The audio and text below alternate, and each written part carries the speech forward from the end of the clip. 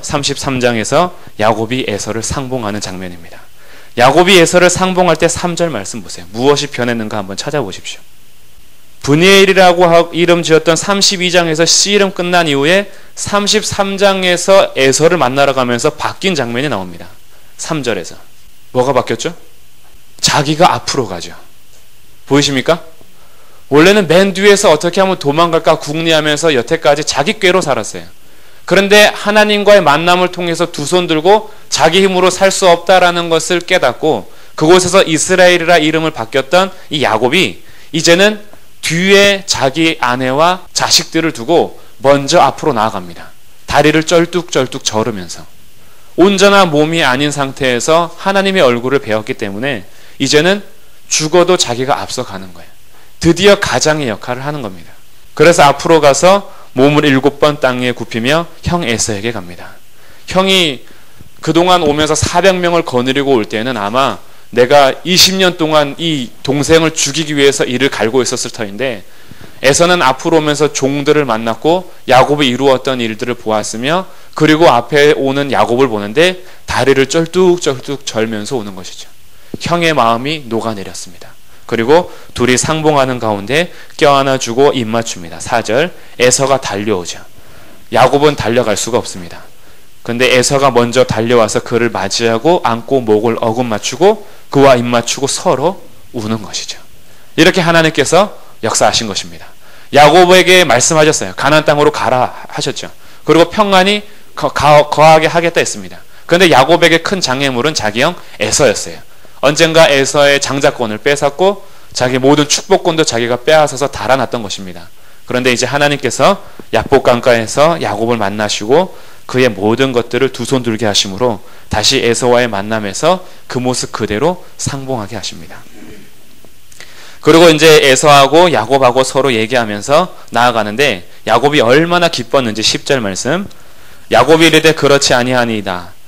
내가 형님의 눈앞에서 은혜를 입어 싸우면 청하건대 내 손에서 이 예물을 받으소서. 내가 형님의 얼굴을 배운즉 하나님의 얼굴을 본 것 같사오며 형님도 나를 기뻐하심이니이다. 앞에 야복강가에서 하나님의 얼굴을 배웠던 그 기쁨이 지금 형님을 보면서 형님의 얼굴을 보는 것이 하나님의 얼굴을 보는 것 같이 기뻤다라고 하면서 야곱의 마음이 지금 온전히 내려가는데 이것을 꼭 아부하는 것으로 읽지 않으셔도 됩니다. 야곱은 정말 진심인 거예요. 20년 동안 그렇게 무서워하며 떨며 지냈던 형을 배웠는데 형과 목을 어긋맞춰서 안아주고 입맞추면서 야곱도 마음이 녹아내린 거예요. 그래서 형의 얼굴을 보는 것이 하나님 얼굴 배우는 것처럼 너무 기뻐한 거죠. 그래서 예물을 줍니다. 그리고 서로 거절 몇 번 하다가 에서가 그 예물을 받습니다. 그리고 에서가 이제는 보호자가 됩니다. 원래 올 때에는 대적처럼 여겨졌는데 에서가 이제는 야곱을 보호하겠다 이거예요. 내가 너를 보호할 테니 같이 가자 이거죠. 그런데 야곱이 우리 아이들은 어리고 짐승들도 계속 몰면 죽을 수도 있기 때문에 형님 먼저 가십시오 라고 하면서 17절 야곱은 숫곳에 이릅니다. 그리고 형은 16절에서 세일로 돌아갑니다. 그래서 이제 헤어졌어요. 에서와 야곱이 상봉을 이루고 헤어지면서 숫곳에 이르렀는데 그 숫곳에 이른 다음에 자기를 위해서 집을 짓습니다. 그리고 가축을 위해서 우릿관을 짓습니다. 여기에서 이제 장막을 튼 거죠. 그리고 거기에 또 머무르지 않고 야곱이 밧담 18절 밧단 아람에서부터 평안히 가나안 땅 세겜 성읍으로 갑니다. 세겜 성읍에서 장막을 치죠. 그렇게 세겜 성목에 왔을 때 이제 드디어 28장 21절과 22절의 약속이 성취가 되어야 합니다. 28장에서 베델 루스 땅을 베델이라면서 사닥다리 장면 기억나시죠? 여기에서 하나님께서 가나안 땅 다시 평안히 돌아오게 하시면 약속했던 것이 있어요. 내가 하나님께 제단을 쌓고 11조를 드리고 이런 것들을 자기가 약속했기 때문에 이제 가나안 땅으로 왔으면 그가 가야 할 곳은 어디죠? 베델입니다. 하나님과의 약속의 제단은 베델이에요. 그런데 그는 세겜에서 장막을 치고 거기에서 20절 제단을 쌓습니다. 여기 세겜에 쌓는 제단은 약속의 제단도 아니고 자기의 삶을 드리는 제단도 아니에요. 그냥 머물렀기 때문에 평안히 와서 형과의 상봉도 평안히 이루어졌고 더 이상 두려워할 것이 별로 없었습니다. 그래서 세겜에서 제단을 쌓고 그 이름을 엘렐로에 이스라엘이라 부르면서 하나님 이스라엘의 하나님이라고 자기가 이름을 붙이지만 곧 돌아가야 할 곳은 베델이었어요. 근데 베델로 가지는 않습니다. 자기 살 곳을 찾아서 좋은 곳을 찾아 나선 것이죠. 그래서 제단을 쌓습니다. 거기에. 그리고 그 세겜에서 살고 있을 때 일어나는 일이 34장입니다. 가슴 치는 일이 일어나죠. 이스라엘이라고 이름이 바뀌었음에도 불구하고 아직까지도 야곱에게는 인간으로서 완전한 모습이 없다라는 것은 성경은 계속 밝혀줍니다. 하나님의 구원은 사람의 완전함으로 이루는 것이 아니라는 것을 항상 창세기, 출애굽기, 레위기 모든 구약 역사에서 보여주는 거예요. 사람의 패역함과 반역함에도 불구하고 여전히 하나님은 그 언약을 신실하게 지켜나가는 거죠. 그 신실한 약속을 지켜나가기 전에 당하는 사건이 34장의 디나 강간 사건입니다. 1절, 레아가 야곱에게 낳은 딸 디나가 그 땅의 딸들을 보러 나갑니다. 장막 생활을 하면서 디나가 세상의 호기심을 가진 것이죠. 야곱의 백성들은 이제 이스라엘은 세상과 구별이 되어서 동화되면 안 되는데 지금 야곱의 딸 중에 한 명인 디나가 세상의 호기심을 가지고 딸들을 보러 나가는 것이죠. 이 출발부터 지금 잘못되었고 이때 당시에 딸이 나갈 때는 보호자가 필요했어요. 그런데 야곱도 딸이 나가는 것을 방치하는 것을 보여줍니다. 그래서 1절에서는 디나를 그냥 소개하지 않고 레아가 야곱에게 낳은 딸이라고 소개해요. 라헬이 낳았다면 아마 야곱이 다른 일을 했을 것 같아요. 근데 자기가 별로 사랑하지 않는 레아가 낳은 딸이기 때문에 야곱도 디나가 혼자 나가는 것에 있어서 방치한 것입니다. 그리고 2절, 이 일로 인해서 히위 족속 중 하물의 아들 추장 세겜이 그를 보고 끌어들여서 강간하고 욕되게 합니다. 그리고 이후에 딸 디나를 사랑하게 되고 이 사랑하는 여인과 결혼하게 해달라고 얘기하는데 앞에서 1절에서 디나의 이름을 밝혔지만 2절부터 모든 대화에서 디나라는 이름이 등장하지 않습니다. 이 디나는 단순히 이 소녀로 돼요. 소녀. 당신들의 딸, 소녀. 이러고 그냥 지칭으로 끝나버립니다. 그만큼 지금 디나는 한 인격체로서 존중받는 것이 아니라 자기가 강간한 이후에 그냥 하나의 소유물처럼 서로 주고받는 대화가 되어버립니다. 5절 볼까요? 야곱이 그 딸 디나를 그가 더럽혔다함을 들었습니다. 그런데 야곱의 행동을 보십시오. 자기의 아들들이 들에서 목축함으로 그들이 돌아오기까지 잠잠합니다. 아버지로서 뭔가 아버지의 대변자 역할을 하지 못하고 있어요. 야곱이 그전에는 그러지 않았습니다. 야곱이 자기가 어떻게 해서든지 축복을 받으려고 했던 자요, 자기 깨와 자기의 힘으로 살았던 자예요. 32장에서 하나님 만난 이후에 에서를 만나고 나서 야곱의 성격이 조금 소극적으로 변하는 것을 볼 수 있습니다. 무엇을 해야 될지 어떻게 해야 될지 약간 망설이는 듯한 모습이 야곱의 그 뒤에 후반부의 인생에서 계속 나타납니다. 근데 그 첫 번째 디나 사건에서 먼저 드러나요. 아들들이 돌아오기까지는 잠잠합니다. 그래서 6절, 세겜의 아버지 하몰이 야곱에게 말하러 왔습니다. 근데 야곱은 아무 말이 하지 않기 때문에 7절에 야곱의 아들들과 대화합니다. 아버지 대 아버지로서 대화하는 것이 아니라 아버지 대 아버지의 아들들하고 얘기하는 거예요. 디나의 오빠들하고 얘기하는 겁니다. 뭐가 지금 바뀌고 있죠. 가정에서 온전히 뭐가 세워지지 않습니다. 그래서 7절, 야곱의 아들들은 들에서 이를 듣고 돌아와서 그들 모두가 근심하고 심히 노하였습니다. 이는 세겜이 야곱의 딸을 강간하여 이스라엘에게 부끄러운 일, 곧 행하지 못할 일을 행하였기 때문이죠. 이 일로 인해서 지금 이 7절의 설명을 통해서 하나님께서는 세겜을 멸하시고 벌하실 것을 이미 말하고 있어요. 이스라엘에게 행하지 못할 일을 그들이 한 거예요. 그런데 그 방법에 쓰는 것이 시므온과 레위가 나중에 등장하는데 시므온과 레위의 분노도 하나님께서는 벌을 내리십니다. 이 34장이 참 묘한 장이에요. 그래서 8절, 하몰이 그들에게 얘기합니다. 아버지에게 얘기하지 않아요. 이제 야곱과 얘기하는 것이 아니라 그들에게 얘기하는 거예요. 야곱의 아들들이죠. 내 아들 세겜이 너희 딸을 사랑하니 아내를 삼게 해라. 그래서 통원하자라고 얘기합니다. 지금 세겜이 와서 해야 할 일은 사과를 해야 돼요. 딸을 강간하고 데려간 것은 잘못된 일입니다. 근데 사과하는 장면이 하나도 없어요. 강간했고 사랑했기 때문에 아내로 달라 이거죠. 자기 행동에 대해서 회개하거나 잘못을 사과하거나 하지 않습니다. 그냥 한마디 없이 돈이면 다 되는 것처럼 얘기해요. 우리 서로 거래합시다 이거예요. 디나라는 인격체가 완전히 무시되고 있는 거죠. 그때 사회의 모습입니다. 그때 사회에서 여자를 별로 이렇게 인정하지 않았던 것이죠. 특히 여인과 결혼하고 싶을 때 내 힘으로 강간한 다음에 통혼하는 사례들이 너무나 많았습니다. 그렇게 해서라도 자기 아내로 취함받는 사람들이 바로 여인들이었어요. 근데 지금 이 세겜들도 바로 이런 것이 만연되어 있다는 것이 나타나는 것입니다. 강간하는 것이 그렇게 큰 잘못이 아닌 것처럼 여겨지는 거예요. 다 그렇게 살고 있다는 거죠. 그래서 세겜의 족속들이 멸망당하는 그 조건들이 지금 조금씩 나오는 거죠. 그 땅에 이런 풍습이 만연하고 있다는 것을 보여주는 겁니다. 사과 한마디 하지 않는 것을 통해서. 그런데 문제는 이 야곱의 아들들도 하나님께서 약속하신 그 할례라는 것을 통해서 세겜의 백성들을 속이는 거예요. 14절.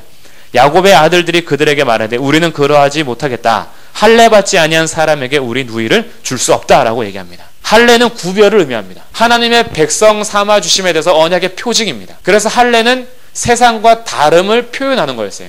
그런데 지금 야곱의 아들들은 뭐하죠? 구별되어야 하는 할례를 조건으로 제시하면서 동화하겠다고 거짓말로 속이는 것입니다. 출발 자체가 다 잘못되는 거예요. 하나님의 언약의 표징인 할례로 속이는 것도 잘못된 것이요, 그것을 빌미 삼아서 살인극을 계획하는 것도 잘못된 것이죠. 하나님께서 분명히 하나님의 일대로 징벌을 하실 것이 있음에도 불구하고 지금 야곱의 아들들은 자기의 분노로 자기의 방법대로 거짓말하고 속이면서까지 그들을 처벌하겠다 이겁니다. 그래서 할례를 제시하면서 하나님께서 구별하신 언약의 표징으로 그들을 속이게 되죠. 하물과 그의 아들 세겜이 참 좋게 여기고 성읍에 있는 사람들에게 얘기합니다. 우리가 할례만 받으면 저들의 재산이 다 우리 재산이 될 수 있다. 저들의 딸들이 다 우리 아내들이 될 수 있다라고 하면서 그들의 욕심을 자극하여 세겜 지역에 있는 모든 남자들이 할례를 받습니다. 그리고 25절. 제3일에 아직 그들이 아파할 때, 할례는 남자 생식기의 표피를 제거하는 것이기 때문에 극심한 고통이 일어납니다. 오늘날에는 마취라도 있지만 이때 당시에는 마취도 아니고 수술을 잘 받는 것도 아니고 부싯돌 칼로 표피를 제거하거든요. 그러니 그때 당시에 고통이 극심하여 남자가 아무것도 하지 못할 그때가 됐을 때 야곱의 두 아들 디나의 오라버니 시므온과 레이가 칼을 가지고 들어갑니다. 시므온과 레이는 디나와 엄마가 같아요. 지금 야곱은 4명의 처가 있잖아요. 2명의 처하고 2명의 첩이 있는데 이 4명의 여인을 통해서 자식들이 태어났습니다. 그런데 디나와 엄마가 같은 오빠들이 바로 시므온과 레위예요. 그러니 분노가 더 심했겠죠. 배다른 오빠들보다. 그래서 이 시므온과 레위가 칼 차고 들어가서 25절 끝에 모든 남자를 죽여버립니다. 그리고 디나를 데리고 오죠. 이 얘기를 듣고 27절에 야곱의 여러 아들이 성읍으로 가서 노략합니다. 모든 물건을 빼앗아 오죠. 이 일로 인해서 야곱이 화를 내는데 디나가 강간을 당했을 때에는 함구하던 야곱이 시므온과 레이가 성읍에 있는 남자들을 다 죽이고자 화를 내요. 30절. 야곱이 시므온과 레이에게 이르되 너희가 내게 화를 끼쳐 나로 하여금 이 땅의 주민 곧 가나안 족속과 브리스 족속에게 악취를 내게 하였도다. 나는 수가 적은즉 그들이 모여 나를 치고 나를 죽이리니 그러면 나와 내 집이 멸망하리라. 야곱이 화를 내는 이유는 야곱의 집이 멸망에 이를까 봐입니다. 위협의 요소를 너희들이 제공했다 이거예요. 지금 시므온과 레위의 잘못이 어떤 속이고 칼을 죽여서 살인했다라는 데 있지 않고 디나가 강간당했을 때도 거기에 대해서 표현하지 않던 야곱, 시므온과 레위의 살인이나 거짓말도 지적하는 것이 아니라 단순히 사람들에게 적이 되어서 숫자 적은 우리 집이 망할 것이다 라고 거기에 두려워하면서 얘기하는 것입니다. 근데 31절은 이렇게 마칩니다. 그들이 이르되 그가 우리 누이를 창녀같이 대우함이 옳으니까. 그러면서 34장이 그냥 맞춰요. 이 대답은 옳지 않다입니다. 그런데 디나가 강간당하고 디나를 물건 취급하면서 얘기하는 그들의 삶도 옳지 않았지만 시므온과 레위도 결국 옳지 않았음이 증거가 되는 것이 르우벤이 첩과의 동침의 장면에서 장자의 명분을 상실하고 시므온과 레위가 둘째 셋째인데 이 둘째 셋째도 이 사건 때문에 장자의 명분에서 제거됩니다. 그리고 넷째 유다가 장자의 명분을 받게 돼요. 이 장자의 명분은 조금 이제 신학적으로 두 가지가 나눠지는데 첫 번째 언약적 장자권은 유다가 갖습니다. 그래서 유다를 통해서 메시아가 나오는 것을 하나님께서 나중에 야곱을 통해서 49장에서 축복합니다. 그런데 혈통적 장자는 르우벤인데 르우벤은 이제 제거당하고 이들에게 있어서 혈통적으로 물려받는 장자는 요셉입니다. 그래서 이제 요셉이 두 몫을 받게 돼요. 므낫세와 에브라임. 그래서 이 두 몫을 받으면서 장자권을 물려받습니다. 그래서 창세기에서 나타날 때 장자권은 두 가지인데, 언약적 장자권은 유다를 통해서요, 혈통적으로 이어 내려오는 축복권, 그 장자권은 요셉이 받습니다. 그래서 유다와 요셉에게 12아들의 삶이 초점을 맞춰주면서 이어갑니다. 그 사건이 바로 이 34장의 사건이고, 이 사건을 통해서 야곱이 두려워하며 떨고 있을 때 35장 1절에 하나님께서 야곱에게 말씀하십니다. 일어나 베델로 올라가라. 이미 약속했던 장소가 베델이었어요. 그런데 야곱이 베델로 가지 않고 세겜에 있는 동안에 가슴 아픈 일을 당합니다. 그리고 생명의 위협을 받습니다. 그때 하나님께서 다시 나타나셔서 말씀하시는 거예요. 베델로 올라가라. 거기에 거주하면서 도망하던 때에 내게 나타났던 하나님께 제단을 쌓으라. 하나님께서 기다리시다가 야곱에게 다시 말씀하시는 거예요. 약속했던 거기에서 제단을 쌓으라. 지금 하나님께서는 야곱의 인생을 단순히 개인사로 보는 것이 아니기 때문입니다. 개인이 그냥 혼자 사는 사람이 아니에요. 개인적으로 태어났다가 죽는 사람이 아닙니다. 야곱은 하나님께서 이 땅 가운데 모든 민족에게 복을 주시기 위하여 택하신 야곱의 언약을 받은 이삭, 그리고 이삭에게 언약하시고 이삭의 언약을 이어갈 한 사람으로서 야곱입니다. 그래서 야곱은 개인적인 사람이 아니라 이스라엘을 대표하는 한 언약의 당사자가 되는 거죠.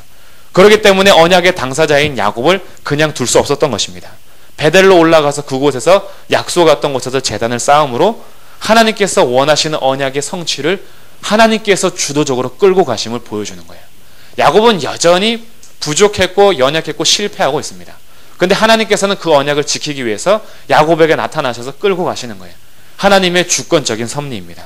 하나님께서 구원을 베풀기 위해서 여전히 일하시고 있는 것이죠. 그래서 그곳에서 2절 중반, 이방 신상들을 버리고 자신을 정결하게 하고 너희들의 의복을 바꾸어 입으라. 하나님께서는 이들 가운데는 이방 신상들을 버릴 것을 얘기했어요. 여전히 야곱의 가족에게 이방 신상이 있다라는 것입니다. 하나님만을 오직 유일하신 하나님으로, 우리의 하나님으로 섬기는 것이 아니라 자기의 복을 구하면서 이방 신상들이 가족에게 있다라는 것을 보여주고 있어요. 그것을 버리라는 거예요. 하나님 앞에 바른 관계를 맺기 위해서 우리들이 해야 될 행동 중에 하나가 이겁니다. 우리 안에 있는 이방 신상들을 버리는 것입니다. 하나님을 예배하고 하나님을 믿는다라고 하면서 우리 안에 복이 되는 것들은 다 취하고자 하는 욕심들이 있어요. 그래서 나에게 도움이 된다 그러면 그것을 붙잡고 있습니다. 하나님께서 그거 놓으라는 거예요. 그거 버리라는 겁니다. 그리고 뭘 해야 되느냐? 자신을 정결하게 하라 이거죠. 하나님 앞에서 자기네 삶을 가꾸고 하나님 앞에 정결한 삶을 유지하라는 겁니다. 그리고 너희들의 의복을 바꾸어 입으라. 새 옷을 입으라 이거죠. 너희들이 가지고 있는 옛사람의 의복을 벗어버리고 새 사람으로 옷 입는데, 그것은 나중에 예수 그리스도께서 십자가에서 모든 것을 이루고 그리스도로 옷 입혀주는 것을 의미합니다. 그렇기 때문에 신상들을 버리고 자신을 정결하게 하고 의복을 바꾸어 입는 이것은 나중에 예수 그리스도께서 십자가에서 모든 물과 피를 쏟으심으로 우리의 삶을 바꾸시고 옷을 바꾸시고 우리 안에 우상들을 제거하시고 우리들의 더러움을 정결케 하시는 십자가 하나님의 구원 사역을 야곱에게 지금 상징적으로 보여주고 있는 것입니다. 우리 안에 버려야 될 신상이 무엇인지 점검하십시오. 내가 아직 정결하게 가꾸지 않고 예수 그리스도의 십자가 외에 다른 것으로 의로워지려고 하는 것은 없는지, 그리고 내가 아직 벗지 못하는 옛사람의 옷은 무엇인지 그것을 찾아서 벗는 것입니다. 그것이 베델로 올라가서 제단을 쌓는 하나님과의 관계를 맺는 자세라는 거예요. 하나님 앞에 나올 때 이런 것들을 날마다 점검하는 것입니다. 그래서 야곱이 하나님의 명령을 받고 6절, 야곱과 그와 함께한 모든 사람이 가나안 땅 루스 곧 베델에 다시 올라가죠. 그리고 거기에 제단을 쌓고 약속한 대로 제단을 쌓고 이름을 붙이는데 엘 베델이라 부릅니다. 베델은 하나님의 집인데 거기다가 하나님이란 엘을 또 붙였어요. 하나님의 집의 하나님. 왜 그럴까요? 처음에 28장에서는 루스 땅의 꿈, 환상을 통해서 하나님을 배웠던 그가 여기가 하나님의 집이구나 라고 해서 베델이라 했는데, 자기가 하나님의 집을 돌아가려고 하지 않았을 그때에 하나님께서 또 나타나셔서 베델로 이끌어 주셨잖아요. 그래서 베델의 하나님 엘 베델이라고 이름을 또 짓는 것입니다. 그리고 이제 거기서 돌기둥 세우고 14절 야곱이 하나님이 자기와 말씀하시던 곳에 기둥 곧 돌기둥을 세우고 그 위에 전제물을 붓고 또 그 위에 기름을 붓고 하나님이 자기와 말씀하시던 곳의 이름을 베델이라 불렀더라 라고 하면서 루스 이곳이 바로 신앙 고백적으로는 엘베델이요 지역 이름으로는 베델이 되는 것을 이제 보여주고 있습니다. 그리고 16절부터는 라헬이 베냐민을 낳다가 죽는 장면이 기록돼요. 베델에 올라갔습니다. 이제 하나님과의 관계가 다시 시작이 되었고 언약이 성취되고 있어요. 그런데 자기가 가장 사랑하는 라헬을 잃습니다. 라헬이 난산할 즈음에 17절 산파가 얘기합니다. 두려워하지 말아라. 내가 또 등남할 것이다. 근데 그가 거의 죽어가면서 혼이 떠나려고 할 때에 베노니라고 부릅니다. 이 베노니라는 것은 슬픔의 아들이라는 거예요. 자기가 아이를 낳으면서 자기가 죽을 것을 감지했기 때문에 슬픔의 아들이라는 이름으로 베노니라고 부릅니다. 그런데 야곱은 나중에 아내가 죽고 나서 그의 이름을 베냐민이라고 부릅니다. 베냐민은 오른손의 아들이라는 뜻인데 이것은 의미가 어떤 의미냐면 오른손은 항상 힘과 존귀함을 상징했어요. 그래서 베냐민은 엄마의 생명과 맞바꾼 귀한 아들이라고 이름을 지어줬어요. 만약에 엄마가 불렀던 대로 베논이라 했으면 그가 사는 동안에 계속 나 때문에 엄마가 죽었다라는 것을 늘 기억할 것입니다. 슬픔의 아들. 그런데 아버지께서 그 이름을 바꿔주셔서 오른손의 아들이라는 존귀한 그 엄마의 생명의 값이 너가 평생 슬퍼할 것으로 얘기하는 것이 아니라 그만큼 너는 존귀한 자로 태어났다라는 것을 이름을 바꿔주면서 베냐민이라는 이름으로 살아가게 합니다.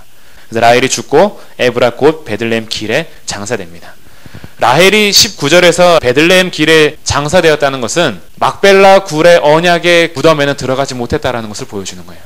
야곱은 라헬을 사랑했으나 하나님께서는 레아를 통해서 유다 자손 메시아를 보내주셨으며 막벨라 굴에 들어가 장사되는 것도 바로 레아입니다. 하나님께서는 레아를 통해서 또 역사하셨어요. 그렇기 때문에 하나님의 역사는 사람의 눈에 달려있거나 사람의 마음에 좋은 대로 달려있지 않습니다. 하나님의 주권에 있으며 하나님의 은혜 가운데 끌어가심을 보게 됩니다. 그렇게 해서 라헬은 베들레헴 길에 장사됩니다. 그리고 22절 르우벤이 장자권을 상실하는 장면이 나오죠. 그 땅에 거주할 때 르우벤이 가서 그 아버지의 첫 비라와 동침함에 이스라엘이 이를 들었더라. 고대 문헌을 보면 비라하고 르우벤이 눈 맞아서 이런 것이 아닙니다. 문헌에 의하면 르우벤이 비라가 목욕하는 장면을 봐요. 그리고 거기에 마음이 동요됩니다. 그래서 비라가 침대에 누워있을 때 르우벤이 몰래 들어가요. 이때가 야곱이 없을 때예요. 야곱이 아버지 이삭을 뵈러 갔을 때입니다. 그래서 비라는 르우벤인지 모르고 동침한 거예요. 그래서 비라가 저주받는 장면은 나타나지 않습니다. 르우벤이 장자권을 상실해요.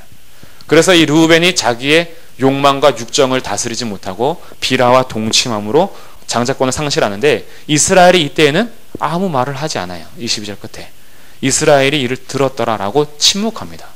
그리고 49장에 가서야 르우벤에 대한 축복 12지파를 축복할 때에 이 장면을 다시 끌어와요. 이제 정리가 되는 거죠. 야곱의 아들들 12명이 다 태어났잖아요. 베냐민까지. 그래서 23절부터 26절까지 르우벤으로부터 시작해서 베냐민까지 12명의 아들을 소개하면서 드디어 12지파가 형성되고 있음을 선언하고 있습니다. 그리고 이삭이 죽습니다. 180세에 28절 180세에 죽죠. 이삭은 지금 이 아들들을 다 보고 있었던 거죠. 야곱에 나는 12아들들과 이삭이 같이 살고 있었습니다. 그리고 어느 나이가 돼서 이제 이삭이 죽고 36장에서 에서의 족보를 낳는데 에서의 족보에서 중요한 건 6절이에요. 에서가 자기 아내들과 자기 자녀들과 자기 집의 모든 사람과 자기의 가축과 자기의 모든 짐승과 자기가 가나안 땅에서 모은 모든 재물을 이끌고 그의 동생 야곱을 떠나 다른 곳으로 갑니다. 이게 핵심이에요. 에서와 야곱이 약속의 땅 가나안 땅에 같이 머물지 않고 에서가 약속의 땅을 벗어나고 가는 거예요. 그러므로 에서는 에돔 지역에 이제 조상이 되고 에돔을 형성하게 됩니다. 8절 이에 에서 곧 에돔이 세일산에 거주하니라. 그래서 하나님의 약속의 땅인 그 가나안에서는 야곱 이스라엘 12지파가 형성되는 기초를 마련하게 되죠. 이제 그 에서의 족보가 쭉 나오고요. 37장 야곱이 가나안 땅 곧 그의 아버지가 거류하던 땅에 거주합니다. 이제 가나안 땅에 왔죠. 그러면서 2절 야곱의 족보가 이러하다라고 얘기합니다. 37장부터는 요셉이 등장하는데 37장 2절에서 야곱의 족보는 이러하다라고 하면서 이 이야기는 요셉의 이야기가 아니다라는 것을 밝혀주는 거예요. 37장부터 50장까지는 요셉의 이야기가 아니라 야곱의 12아들 이야기입니다. 야곱의 12아들의 이야기가 중요한 건 이스라엘을 형성하는 12아들 12지파가 어떤 일을 겪고 어떻게 되는지, 그리고 지금 애굽으로 가게 된 배경과 애굽에서 출애굽하는 이 백성들에게 우리의 12지파의 근원이 어떻게 되었는지 야곱의 족보는 이러하니라 라고 하면서 등장시키는 거예요. 요셉이 부각되는 이유는 요셉이 특출하게 하나님의 복을 받고 애굽에서 총리가 되는 모든 장면들이 부각되기 때문입니다. 그래서 37장에서 야곱의 족보라는 것을 기억하시고, 아브라함의 하나님, 이삭의 하나님, 야곱의 하나님이지 유다나 요셉의 하나님으로 따로 불리지 않는 이유는 하나님께서는 야곱, 이스라엘로 12지파를 모두 완성하신 거예요. 그리고 이제는 12아들은 12지파, 그러니까 이스라엘을 형성하는 사람들이 되는 것입니다. 그런데 요셉이 부각되면서 2절, 요셉이 17세 소년으로 비라와 실바의 아들들과 더불어 함께 있었는데 그가 그들의 잘못을 아버지에게 말하죠. 이 잘못도 고대 문서에서 의하면 돌봐야 될 짐승을 잡아먹은 것을 얘기합니다. 지금 요셉하고 형들이 같이 양을 치고 있었어요. 근데 이 양은 목자로서, 목동으로서 잘 보살피는 데 의무가 있습니다. 그런데 실바의 아들들, 이 실바의 아들들이 갓과 아셀이거든요. 갓과 아셀이 지켜야 될 양을 자기의 식탐으로 인해서 잡아먹는 것입니다. 이 잘못을 요셉이 아버지에게 고해요. 그러니 지금 요셉은 아버지의 앞잡이입니다. 아버지가 너무 좋아했거든요. 그래서 3절 끝에 보면 채색옷까지 지어 입히죠.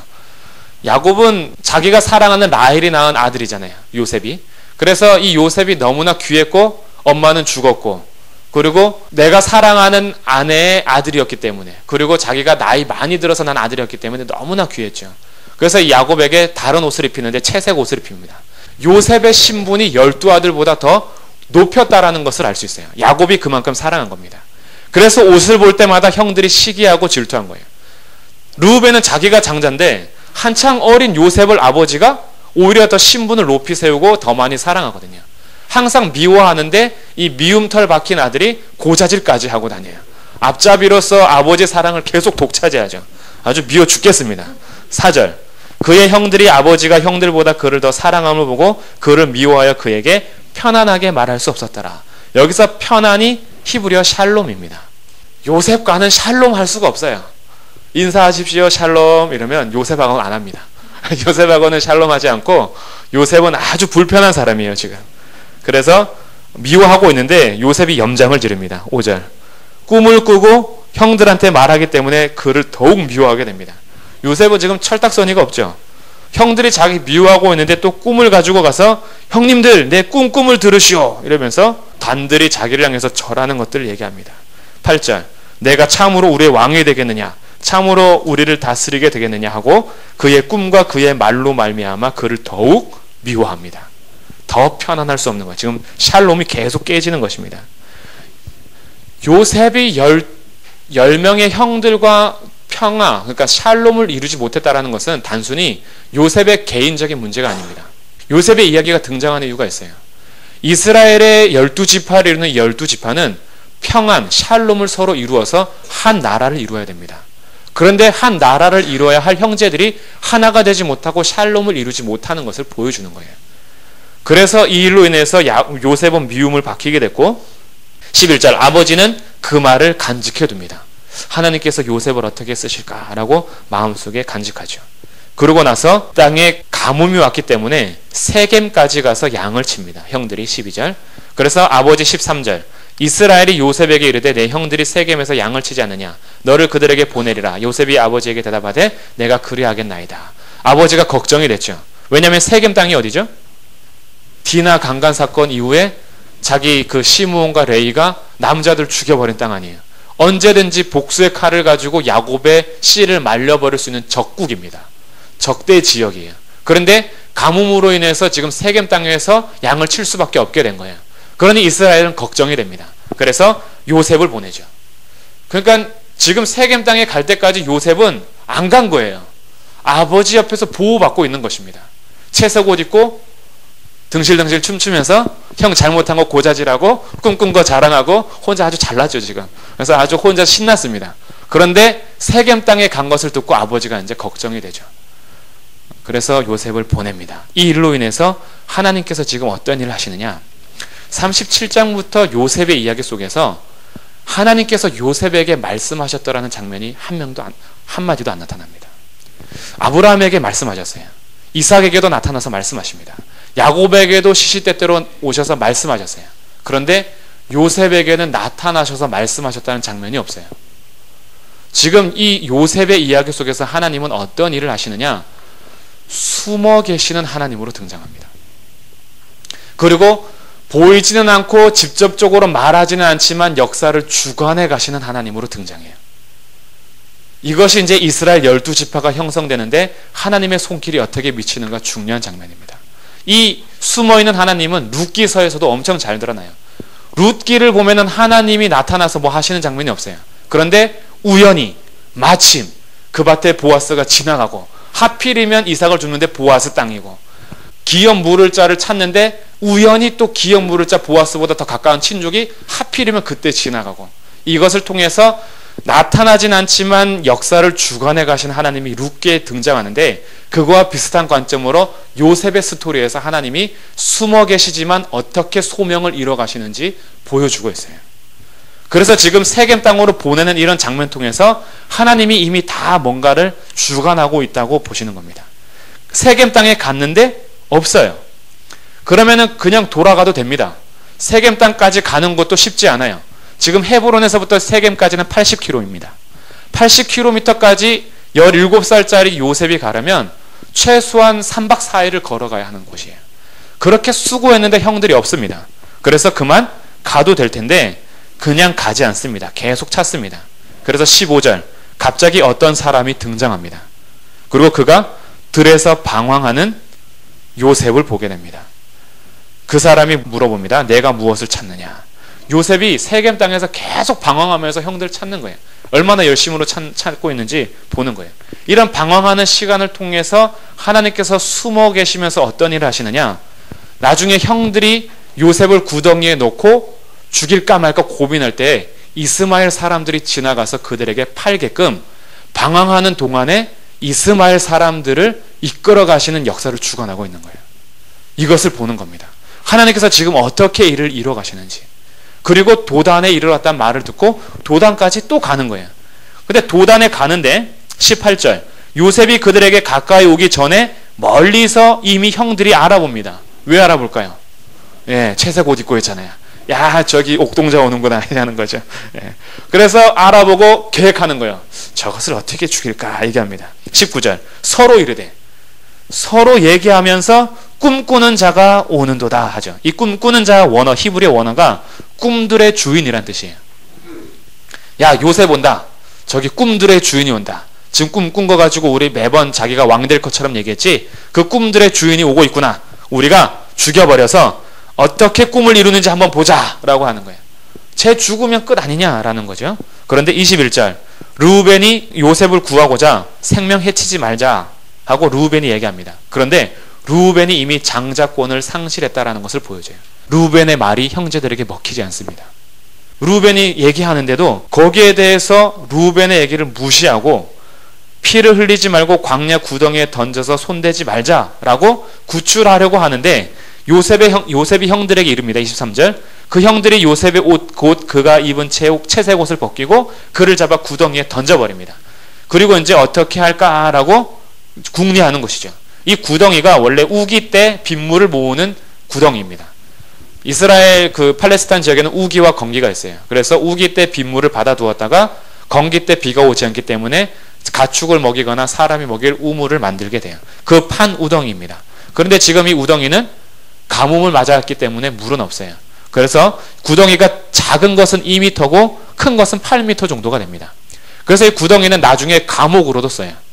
여기에 가둬놓고 감옥으로 쓰든가 아니면 사형장으로 여기다 넣어놓고 아무것도 주지 않으므로 죽이는 장소로 쓰기도 됩니다. 나중에 선지자 예레미야가 이 구덩이에 빠지죠. 그래서 죽게 되는 것을 나중에 이제 누가 구해주잖아요. 그 구덩이입니다. 거기에서 빠져 있습니다. 그리고 앉아서 자기들은 25절 음식을 먹습니다. 동생이 지금 이 구덩이에 빠져서 뭐 하냐면 요셉의 상태를 기록하지 않기 때문에 평온한 것처럼 보이지만 나중에 42장 21절에서 형들이 이런 얘기를 합니다. 우리가 그때의 동생의 애걸함을 듣지 않았다 이거예요. 지금 요셉은 구덩이에 빠져서 형들한테 애걸하고 있습니다. 눈물 콧물 흘리면서 살려달라고, 자기 용서해달라고, 형들 나 죽이지 말라고 애걸하고 있는데 그거 들으면서 자기들은 밥 먹고 있어요. 이게 정상적이지 않죠. 자기 동생인데 그래도 아무리 미워도 동생인데 형들이 넣어놓고 지금 자기들은 밥 먹고 있습니다. 그러는 찰나에 하나님의 숨어있는 역사하심, 한 무리의 이스마엘 사람들이 지나갑니다. 쫙 지나가죠. 이 사람들이 지나가지 않았다면 요셉은 그냥 죽었을 수도 있어요. 두고 가버리는 거죠. 그런데 이 무리가 지나감으로 인해서 유다가 등장합니다. 26절. 이제부터 장자권이 유다로 옮겨지는 것을 보여줘요. 루벤의 말은 별로 설득력이 없어요. 그런데 유다의 말은 형제들이 듣습니다. 26절. 유다가 자기 형제들에게 말합니다. 우리가 우리 동생을 죽이고 그의 피를 덮어둔들 무엇이 유익하냐? 그냥 이스마엘 사람들에게 팔고 그에게 우르손을 대지 말자. 그래서 27절 끝에 그의 형제들이 청종하였더라. 그렇죠? 유다의 말을 듣고 있다는 것을 보게 되죠. 유다가 앞으로 계속 등장하게 될 것입니다. 리더로서. 그래서 28절에 미디안 사람 상인들이 지나가고 있을 때 요셉을 구덩이에서 끌어올리고 은 20의 그를 팔죠. 요셉은 애굽으로 갑니다. 루벤이 29절에 돌아왔어요. 자, 루벤의 영향력이 없다라는 것. 루벤이 구덩이에 있고 파는 동안에 루벤은 그 자리에 없었어요. 루벤이 어딘가 가고 다시 돌아왔을 때 자기의 의견에 따라서 동생이 구덩이에 살아있는 것이 아니라 이미 팔렸다라는 것을 알고 지금 루벤이 아주 당황하죠. 그래서 31절 그들이 요셉의 옷을 가져다가 수렴소를 죽여 그 옷에 피를 묻힙니다. 이 피를 묻혀서 아버지에게 보여주는 거죠. 그래서 보여줌으로 인해서 동생이 죽었다라는 증거 자료로 제출하는 것입니다. 왜냐하면 채색 옷은 요셉에게만 주었거든요. 이 옷을 딱 보면 바로 압니다. 아, 옥동자 옷이구나 알아요. 그래서 거기에 피를 묻혀서 동생이 아버지가 보낸 거리에서 짐승에게 물려 죽였다라는 증거로 제출하는 거예요. 악랄하죠, 형들이. 그래서 그래놓고 위로합니다. 보세요. 34절. 자기 옷을 찢고 굵은 배로 허리를 묶고 오래도록 그의 아들을 위하여 애통하니 그의 모든 자녀가 위로하되. 위로가 먹히겠습니까? 그가 그 위로를 받지 아니하여 이르되. 자신들이 계략을 꾸며놓고 아버지 슬퍼하니까 위로하고 있는 거죠. 지금 이 아들들이 자기의 시기와 질투로 그랬지만 이들도 20년 동안 가슴에 묻어놓고 나중에 요셉이 총리가 되었을 때 이 상처들이 다 끄집어 나옵니다. 이들에게도 이게 사실은 충격적인 일이었어요. 그래서 지금 이 12아들을 조명하면서 이스라엘 12지파 형제들이 어떻게 이뤄가는지 보여주고 있다는 거예요. 그런데 갑자기 38장이 등장하죠. 요셉은 보디발에게 팔렸습니다. 36절에. 그러면 자연스럽게 39장으로 가야 해요. 39장 1절에 보니 요셉이 이끌려 애굽에 내려가매 바로의 신하 친위대장 애굽 사람 보디발이 그를 그리로 데려간 이스마엘 사람의 손에서 요셉을 샀다. 37장 36절과 바로 연결이 되죠. 그런데 중간에 갑자기 38장에 유다와 다말 이야기를 집어넣음으로 인해서 지금 이 스토리는 단순히 요셉 개인 스토리가 아니라 하나님의 주권적 역사가 어떻게 이어가는 것이 보여주는 것인데, 요셉의 이야기는 애굽에 간 이스라엘 백성들을 설명하기 위해서 길게 끌어가고 있다면 이스라엘 백성을 통해서 구원을 이룰 메시아는 유다를 통해서 나온다라는 것을 기억하라라고 얘기하면서 38장을 강조하고 있는 거예요. 근데 유다가 엉망입니다. 지금 이제 유다가 계속 부각이 될 텐데, 유다가 장자로서 형제들에게 리더십이 있어요. 그리고 유다의 말이 영향력이 있습니다. 그럼에도 불구하고 유다는 패역한 사람이었어요. 38장 1절. 그 후에 유다가 자기 형제들로부터 떠납니다. 유다가 무슨 이유였는지 모르지만 형제들과 떠나요. 그리고 뭐 하냐면 2절. 가나안 사람 수아라는 자의 딸을 보고 그를 데리고 동침합니다. 이스라엘 백성들은 다른 나라들과 혼인하면 안 돼요. 통혼할 수 없습니다. 그런데 지금 가나안 여인과 결혼하는 거예요. 그러니 유다는 지금 약속의 땅, 약속의 족보 혈통에서 지금 벗어나고 있는 자라는 것을 보여주는 겁니다. 그리고 그가 임신해서 아들을 낳는데 엘과 오난과 셀라 3명을 낳습니다. 6절. 유다가 장자 엘을 위하여 아내를 데려오는데 그 이름이 다말입니다. 그런데 무슨 일인지 모르지만 7절에 엘이 여호와 보시기 악함으로 하나님께서 그를 죽이십니다. 형이 후손이 없이 죽으면 동생이 형의 후손을 이어줘야 했어요. 그래서 대가 끊기지 않게끔 하는 것이 종족 보존에 필요한 일이었습니다. 이것을 계대 결혼이라 그래요. 그래서 엘 형이 죽었기 때문에 형의 씨가 없이 자손이 없으므로 동생 오난이 형수에게 들어가서 형의 자손을 이어줘야 합니다. 그런데 이 오난이 형수에게 씨를 주지 않습니다. 자신이 씨를 줘봐야 자신의 자손이 되는 것도 아니고 형의 족보를 이어주는 것이기 때문에 자기는 육체적인 동침의 쾌락만 누리고 씨는 주지 않고 땅에다가 설정합니다. 하나님께서 이것을 악하게 보셨어요. 계속해서 육체적인 탐닉만 원하지 후손에 대해서는 전혀 자기의 직무를 다하지 않는 거예요. 그래서 하나님께서 10절 그 일이 여호와가 보시기에 악함으로 그도 죽이십니다. 유다가 큰일 났어요. 다말 때문에 첫째도 죽고 둘째도 죽었습니다. 이제 셋째가 남았어요. 유다의 입장에서는 반드시 후손을 위해서 셋째도 다말에게 주어야 하는데 셋째도 죽을까봐 줄 수 없는 거예요. 그래서 다말을 11절 유다가 그의 며느리 다말에게 이르되 수절하고 내 아버지 집에 있어 내 아들 셀라가 장성하기를 기다리라. 처갓집으로 다시 보냅니다. 셀라를 보호하는 거죠. 지금 유다가 자기 임무를 다하지 않아요. 결혼도 가나안 여인과 했죠. 자기 아들들도 지금 다말이라는 여인에게 줘서 악함으로 두 아들 죽었죠. 자기 임무를 다하지 않고 셀라를 보호하기 위해서 며느리도 처갓집으로 보내버렸어요. 그런데 얼마 후에 12절 유다의 아내 수아의 딸이 죽습니다. 가나안 사람 그 여인이 죽죠. 위로를 받고 딥나로 올라가서 양털 깎는 자에게 이릅니다. 그런데 13절 어떤 사람이 다말에게 말하되 시아버지가 왔다라는 얘기를 듣습니다. 그동안 수절하고 처갓집에 가서 자기가 계속 셀라가 장성하기를 기다렸으나 시아버지가 자기에게 셀라를 줄 마음이 없다라는 것을 알아요. 그래서 다말은 후손을 이어가기 위해서 작전을 펼치는데 15절 그가 얼굴을 가리었으므로 유다가 그를 보고 창녀로 여깁니다. 창녀처럼 변장해서 길에 앉아 있었죠. 근데 유다가 또 창녀를 보고 동침하는 것을 봐서 유다의 타락성을 보여주는 거예요. 유다는 지금 정상적인 이스라엘의 자손으로서 살지 않습니다.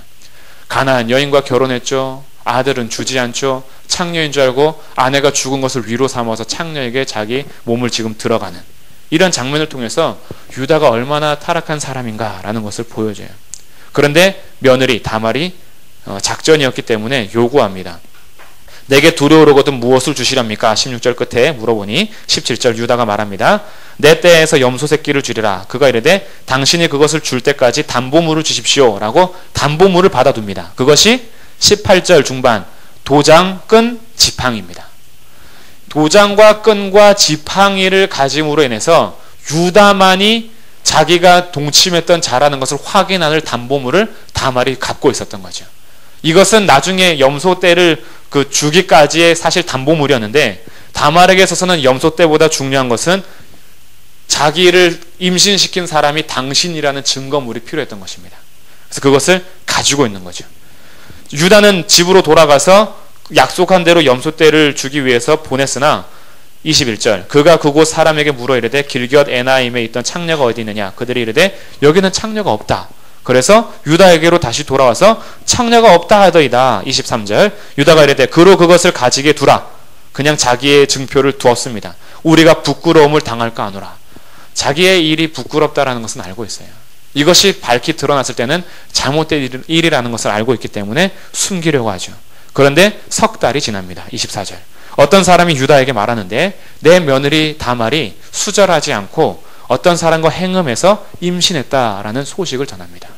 이때 당시에 그 남편 외에 행음해서 임신하면 사형에 처하게 되죠.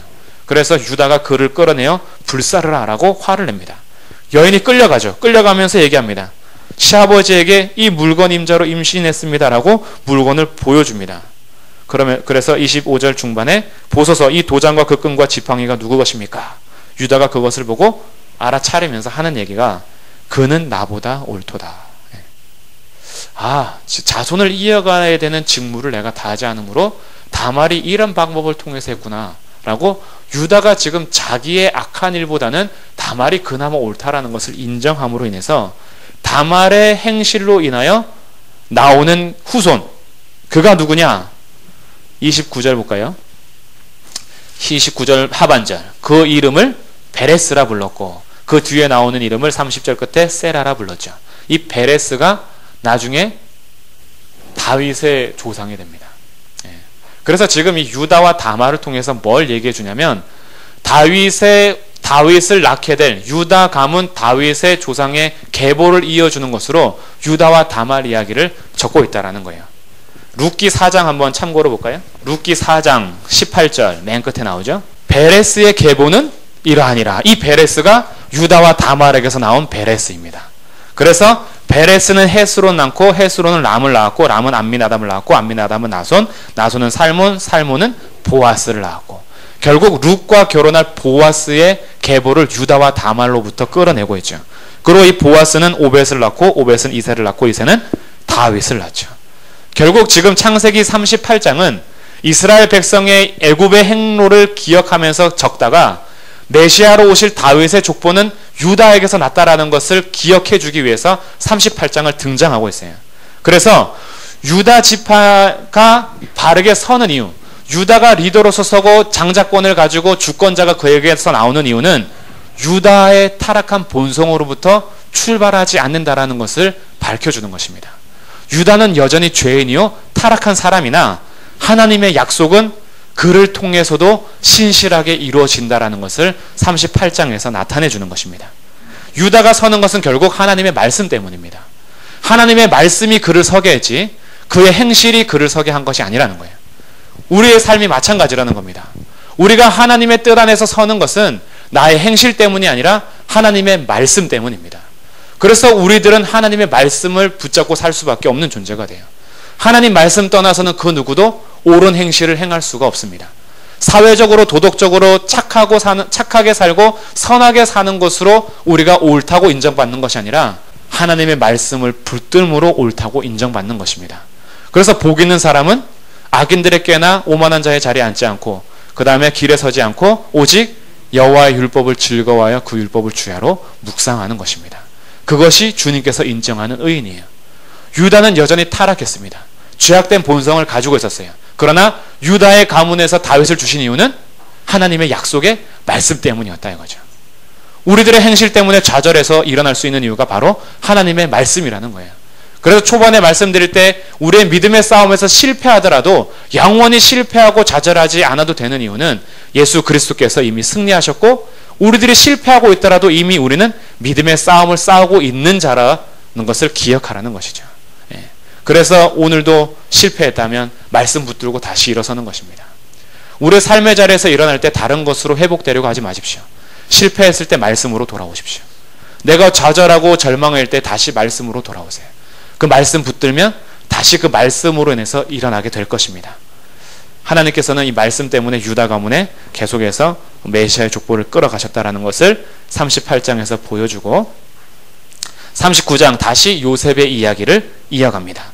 요셉의 이야기에서 하나님께서 직접 드러나지 않으면서도 강조하는 것이 있습니다. 2절 여호와께서 요셉과 함께 하심으로 3절 그의 주인이 여호와께서 그와 함께 하심을 보며 또 여호와께서 그의 범사에 형통하게 하심을 보았더라. 요셉과 함께함으로 형통하다라는 것으로 39장이 시작하면서 39장 마칠 때도 보세요. 21절 여호와께서 요셉과 함께 하시고 23절 중반에 여호와께서 요셉과 함께 하심이라. 임마누엘 하나님. 요셉이 형통할 수 있었던 이유는 그의 삶이 보디발의 거기에 팔리죠. 그리고 거기에서 2명 써서 감옥에 가죠. 감옥에서 비참하게 살죠. 그런 삶 속에서도 그가 형통했던 이유는 임마누엘 하나님이 함께 하셨기 때문에 이것을 강조해 주고 있어요. 그래서 성경에서 말하는 형통은 이 땅 가운데 내가 평안을 누리고 뭔가 환경이 다 잘 돼서 길이 막 뚫리고 넓은 대로가 펼쳐져서 편안하게 걸어가는 것을 형통이라 하지 않습니다. 내가 감옥에 있더라도 내가 지금 물질적으로 경제적으로 어려움을 당하고 있을 그때에도 아니면 부부관계나 자식들과의 관계나 이웃과의 관계 때문에 힘들고 절망의 상태에 있을지라도 때로는 내가 해결할 수 없는 문제들이 계속해서 닥쳐와서 도무지 살 희망이 없을 그때에도 우리들의 형통은 하나님이 그곳에 함께 계심입니다. 하나님께서 쓰나미 가운데 우리를 홀로 두지 않고 그곳에 함께 계시겠다고 약속하셨어요. 그리고 주님께서는 약속하신 대로 우리와 함께 하십니다. 그래서 우리의 상황이 절망이더라도 하나님이 그 절망 가운데 함께 계시기 때문에 형통한 거예요. 그래서 환경 때문에 우리의 삶을 평가하지 마십시오. 나에게 환경이 조금 좋다라고 해서 잘 되는 것이 아니고 나에게 환경이 조금 안 된다라고 해서 망하는 것이 아닙니다. 우리의 환경이 좋든 좋지 않든 하나님의 말씀을 붙들고 주와 함께하는 것이 형통이라는 거예요. 이것을 붙잡아야 됩니다. 주의 성도들의 형통은 세상 형통과 달라요. 승진이 막 되지 않습니다. 월급이 막 오르지 않아요. 막 우리의 집안은 계속해서 빚에 쩌들리고 그리고 뭔가 해결되지 않습니다. 그럼에도 불구하고 우리의 형통의 시선은 세상에서 말하는 승진이나 돈을 많이 버는 것이 아니라 하나님이 우리 가정과 함께 하심. 이것이 형통입니다. 우리의 삶에서 이것이 회복돼야 돼요. 우리의 자꾸 세상적인 시선으로 나의 삶을 평가하기 때문에 힘이 든 거예요. 하나님의 기준과 세상의 기준이 좀 달라야 돼요. 세상에서는 자꾸 형통의 삶의 기준을 물질적인 것으로 보고 그리고 어떤 계급적인 것으로 보는데 성경에서 말하는 것은 그게 아니라는 것을 알아야 됩니다. 근데 자꾸 성경 보면서도 복과 형통을 세상적인 관점으로 끌어오려고 하니까 주님 앞에 구하는 것이 늘 이 땅의 것이에요. 하늘의 신령한 것을 구하는 것이 아니라 계속해서 이 땅에서 승진하는 것, 좋은 데 가는 것, 결혼 잘하는 것, 좋은 대학 가는 것, 점수 잘 받는 것, 돈 많이 버는 것, 좋은 차, 아파트 평수 점점 넓히는 것. 하나님 앞에 계속 구하면서 늘 비교하면서 억울해하죠. 나보다 쟤가 더 잘 살고 나보다 쟤가 더 좋은 집 갖고 우리 집안보다 쟤네 집안이 더 좋고 항상 그것을 억울해합니다. 그렇지 않아요? 우리들의 형통한 삶은 그것이 아닙니다. 시선을 바꾸시고 가치관과 세계관을 바꾸십시오. 하나님의 말씀과 하나님 말씀을 붙들고 있고 하나님께서 함께 하심이 형통한 삶입니다. 지금 우리들은 형통한 삶을 누리고 있어요. 이거보다 더 좋은 일이 어디 있습니까? 하나님께서 우리에게 믿음 주셨고 이 믿음 주셔서 그냥 흔들리면서 살아가게 하지 않고 말씀 붙들고 살아가게 하심으로 말씀을 늘 갈급하게 하시는 것이 얼마나 큰 은혜인가요? 이것이 하늘에 속한 신령한 복입니다. 에베소서에서 바울이 그것을 찬양하는 거예요. 이 땅 가운데 자기가 감옥에 있는 그 상태에서 감옥에서 지금 자기는 비참한데 하나님을 에베소서 편지 쓰면서 찬양하는 거예요. 하나님이 나를 택하기 위해서 창세전부터 택하시고 나를 예정하시는 것을 기뻐하시고 나를 자기 아들 삼아주셨으며 예수 그리스도께서 나를 위해서 십자가에서 대속하심으로 나를 구원하시고 성령께서 나를 인치시고 찬송하리로다. 여기에 세상적인 복이 어디 있어요? 에베소서 1장 3절 하늘에 속한 모든 신령한 복을 우리에게 복 주시되. 복의 개념이 다르잖아요. 그랬기 때문에 감옥에서도 하나님을 찬양할 수 있었던 것입니다. 혹시 감옥과 같은 삶을 살고 계신가요? 하나님이 함께 하심으로 진정한 형통의 위로가 있기를 주님의 이름으로 축복합니다. 요셉이 지금 감옥에 갔어요. 그리고 40장 술 맡은 자와 굶는 자가 왕에게 잘못된 일을 범해서 요셉이 gat혀있는 감옥으로 오게 됩니다. 그런데 이들이 한날 같은 꿈을 꿔요. 그래서 술 먹는 자가 자기 꿈에 대해서 막 얘기하는데 요셉이 꿈 해몽은 하나님께 있다라고 하면서 8절 그들이 그에게 이르되 우리가 꿈을 꾸었으나 이를 해석할 자가 없도다. 요셉이 그들에게 이르되 해석은 하나님께 있지 않습니까? 청하건대 내게 이르십시오. 요셉에게 하나님께서 말씀하시는 장면은 없는데 요셉은 늘 뭐예요? 항상 하나님과 지금 마음속에 하나님을 담고 있는 거예요. 모든 인간사를 하나님 중심으로 해석하는 능력을 키우는 겁니다. 하나님께서 직접적으로 기적을 행하시거나 감옥에서 꺼내주시거나 자기의 억울한 누명을 벗겨주시거나 이런 기적을 행하시지 않으셨어요. 그럼에도 불구하고 요셉은 하나님의 선하심과 인자하심을 믿고 모든 것을 하나님 관점으로 해석하는 훈련을 받고 있는 것입니다. 그래서 그들에게 해석은 하나님께 있으니 자기에게 말해달라 그래요. 술 맡은 관원장이 얘기합니다. 그 꿈은 술술 풀린다는 것이었고요. 그것을 듣고 떡 굽는 관원장이 내 꿈도 있는데 이거 얘기합니다. 그래서 얘기해주죠. 당신은 떡이 될 것입니다 라고 얘기하죠. 그래서 그 꿈 해몽대로 술 맡은 관원장은 다시 복직이 돼서 술술 풀리고 떡 굽는 자는 정말 떡이 돼서 매달려서 죽게 되죠. 그것에 대해서 얘기하는데 14절 당신이 잘 되시거든 나를 생각하고 내게 은혜를 베풀어서 내 사정을 바로 얘기하래요. 이 집에서 나를 건져주소서라고 얘기해요. 부탁합니다. 내가 지금 여기에서 갇힐 만한 일을 한 적도 없고 당신이 복직되면 저를 생각해 주십시오. 성경은 잔인합니다. 23절 술 맡은 관원장이 요셉을 기억하지 못하고 그를 잊었더라. 잊어버렸다. 여기에 대해서 하나님의 메시지가 뭘까요? 요셉아 아직 내 때가 아니다 이거예요. 너의 힘으로 너의 부탁으로 너의 생각과 계산으로 술 맡은 관원장이 인간의 힘으로 꺼내는 것은 내 때가 아니다. 내 때는 아직 2년이 더 지나야 한다. 그래서 41장 만 2년 후에 하나님께서는 지금 인간을 의지하는 마지막 한 풀기까지 지금 꺾으시는 거예요. 요셉이 그동안 계속 하나님만 의지하면서 하나님만 생각하고 붙들었어요. 근데 마지막 한 구절 딱 잡잖아요. 제발 나가면은 이것을 기억해 주시고 저를 꺼내 주세요. 인간의 손을 딱 잡는데 하나님께서는 아니야 라고 딱 끊으세요. 철저하게 하나님만 의지하도록 2년이란 시간을 또 보내게 합니다. 그리고 그때 나왔으면 바로의 꿈이 아직 아니잖아요. 그러면은 나왔으면은 감옥에서는 해방될 수 있으나 총리의 자리는 가지 못해요. 그것은 하나님의 계획이 아니었다라는 거예요. 지금 요셉을 형들에게 시기와 질투를 통해서 여기까지 오고 감옥에 있는 이유는 하나님께서 요셉을 통해서 전국에 있는 가뭄을 대비하고 생명을 얻게 하려는데 요셉을 사용하신 것이지, 그렇게 이끌어 가신 것이지 단순하게 감옥에서 해방하는 것이 목적이 아니었다라는 겁니다. 그래서 하나님의 때까지는 2년이 더 걸렸어요. 1절 만 2년 후에 바로가 이제 꿈을 꿉니다. 이제서야 술 맡은 관원장이 알게 돼요. 바로의 꿈이 얼마나 심각했는지 그것을 해석하지 않으면 다 아주 지금 다 엎을 정도입니다. 얼마나 근심하는 자가 많았는지 너무 번민해서 견딜 수가 없습니다. 그때의 9절 술 맡은 관원장이 바로에게 말합니다. 내가 오늘 내 죄를 기억하고 그때 내 꿈을 해석해 준 요셉이란 사람이 있습니다. 그가 꾼 꿈대로 저는 술술 풀렸고 떡 꾸는 자는 떡이 됐습니다 라고 얘기해 줘요. 그리고 이제 14절에 이에 바로가 사람을 보내어 요셉을 부릅니다. 드디어 나오는 거죠. 이때가 하나님의 때입니다. 숨어 있는 것 같으나 역사하시는 하나님. 계속 하나님은 뭔가 하나님의 때까지 기다리시고 역사하시죠. 15절 하반절 너는 꿈을 들으면 능히 푼다 하더라. 너는 푼다 하더라 했더니 요셉이 바로에게 당당하게 말합니다. 내가 아닙니다. 어디까지 포기한지 아시겠죠? 이제는 내가 가지고 있는 모든 꿈, 해몽, 능력까지 나에게 있는 것이 아니라 하나님께서 대답을 하실 것입니다 라고 얘기하는 거예요. 이것이 마지막 2년의 결과입니다. 아직까지도 자기 산 실오라기를 잡으려고 했던 요셉에게 있어서 모든 것은 하나님이 이루신다라는 것을 하나님의 주권을 인정하면서 대답하는 거예요.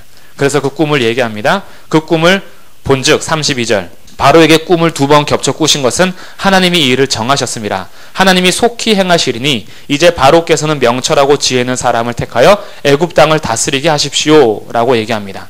그랬더니 38절 바로가 그의 신하들에게 이르되 이와 같이 하나님의 영에 감동된 사람을 우리가 어찌 찾을 수 있으리요. 너가 세워라고 말한 명철하고 지혜 있는 사람이 바로 너다 이거죠. 그래서 요셉을 총리로 세웁니다. 41절 바로가 또 요셉에게 이르되 내가 너를 애굽 온 땅의 총리가 되게 하노라 하고 자기 인장 반지까지 빼어줍니다. 이제부터 내가 너보다 높은 것은 자리밖에 없다. 모든 통치권은 너에게 주겠다라고 요셉에게 모든 통치권을 이름합니다. 이때 나이가 몇 살이냐? 46절 30살입니다.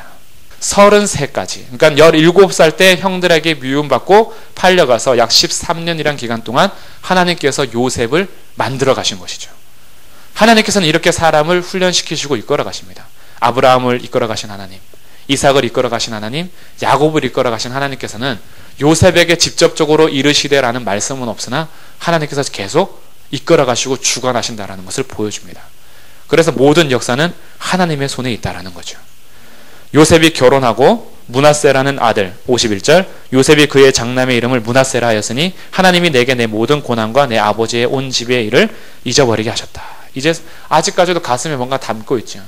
자기가 당한 고난, 성경에서는 우리가 읽으면서 찾아낼 수는 없지만 13년이라는 시간 동안 그거 얼마나 그 구덩이에서부터 시작해서 억울한 누명을 당하고 감옥에 있을 때까지 비참했겠습니까? 그 모든 고난, 아버지의 온 집의 일, 형들이 자기를 시기하고 질투하고 미워하고 죽이려고 했던 모든 일들, 그것을 이제 가정을 이루면서 잊어버리게 하셨다 해서 므낫세, 잊어버림. 둘째 아들을 낳고 에브라임, 하나님이 나를 내가 수고한 땅에서 번성하게 하셨다. 에브라임은 번성이란 뜻이에요. 이제 하나님께서 번성하게 하셨다. 므낫세, 잊어버림, 에브라임, 번성. 하나님께서 자기의 삶을 주관하고 계심을 아들들의 이름을 표현해서 신앙 고백하고 있는 것입니다. 자기 아들의 이름으로 하나님을 고백하는 것이죠. 드디어 꿈꾼 대로 56절에 온 지면에 기근이 있습니다. 이 기근을 통해서 요셉의 아들들이 다시 등장합니다. 그래서 42장부터 시작되는 요셉과 12아들의 이야기는 12지파의 기초들을 얘기하는데 결국 12아들들의 회개를 위한 스토리예요. 처음에 출발이 삐그덕했던 것을 보셨습니다. 이들의 12명의 아들들이 온전히 하나가 되지 못했고 요셉을 미워했으며 서로 계속 삐그덕거리는 형상들을 계속 보여줬어요. 그래서 42장부터 이 12명의 아들들이 온전한 하나를 이루기 위해서 회개하는 자리까지 끌고 가시는 스토리가 42장부터의 요셉 스토리입니다. 그래서 이야기를 우리는 요셉 이야기라 얘기하기보다는 야곱의 이야기로서 12지파를 이루는 12아들의 이야기로 보는 거예요. 형들이 애굽에 곡식이 있다는 소식을 듣고 갑니다. 7절 요셉이 보고 형들인 줄 알아봤어요. 그런데 모른 척합니다. 엄한 소리로 그들에게 말합니다. 이 장면이 중요한 이유가 있어요. 요셉이 그때 그냥 형들한테 자기를 탁 꺼내 보이고 이때 서로 부둥켜 알았다면 어떤 장면까지 이어가지 못하냐면 요셉과 12아들에 있는 그 지파 간의 기초들이 온전한 회개를 이루는 장면이 없이 하나가 되는 거예요. 그것은 온전한 하나가 되지 않는다라는 것을 알기 때문에 하나님께서는 요셉에게 이런 지혜를 주셨어요. 요셉이 그래서 계속 지금 형들을 시험하는 것이 있습니다. 베냐민까지 데려오게끔 해서 자기와 피부치인 바로 밑에 동생 베냐민을 위해서 형들이 목숨을 담보로 내놓을 수 있는가라는 것을 시험하기 위해서 계획하는 거예요. 형들이 과연 온전한 모습으로 이렇게 변화될 수 있는가? 이것이 42장부터의 핵심입니다. 그래서 일부러 이렇게 얘기하는 거예요. 9절 요셉이 그들에게 대하여 꿈을 생각하고 그들에게 이르되 너희는 정탐꾼들이라 라고 몰아붙이죠. 그랬더니 우리는 정탐꾼이 아닙니다 라고 얘기하면서 자신들의 정체성을 얘기해 줍니다. 우리의 정체는 이렇고 막내 동생이 있는데 막내 동생은 아직 잃을까봐 아버지가 보내주지 않아서 우리만 온 것입니다 하고 가족사를 얘기해요. 그랬더니 그것을 딱 빌미 삼아서 15절 너희는 이같이 하여 너희 진실함을 증명할 것이라 바로의 생명으로 맹세하노니 너희 막내 아우가 여기 오지 않으면 너희가 여기서 나가지 못한다 라고 얘기하면서 가둡니다. 17절 끝에 3일 동안 가둬요. 이것은 지금 헛소리가 아니다라는 것을 보여주는 거예요. 그리고 사흘 만에 다시 꺼내면서 이렇게 얘기합니다. 나는 하나님을 경외하노니 너희는 이같이 하여 생명을 보존하라 하면서 나중에 올 때 아우에 대해서 이제 얘기하는데 이 장면을 통해서 20절 너희 막내 아우를 내게로 데리고 오라. 그러면 너희 말이 진실함이 되고 너희가 죽지 아니하리라 하니 그들이 그대로 아니라. 21절 보세요. 그들이 무슨 말을 하느냐. 그들이 서로 말하되 우리가 아우의 일로 말미암아 범죄하였도다. 이 아우가 누구죠? 요셉이죠. 지금 이들 마음 가운데 계속해서 박혀있다는 것을 아시겠죠.